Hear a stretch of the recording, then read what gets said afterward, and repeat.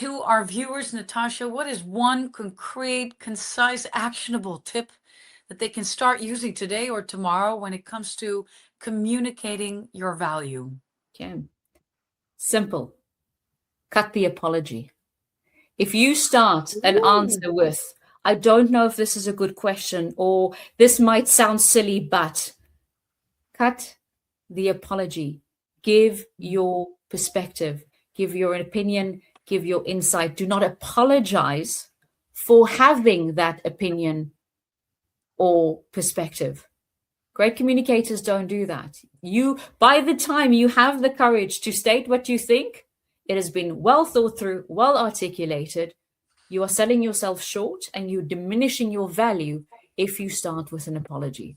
So my pure and simple advice is, if you are in a meeting tomorrow or conversation, don't apologize for asking a question or giving your perspective.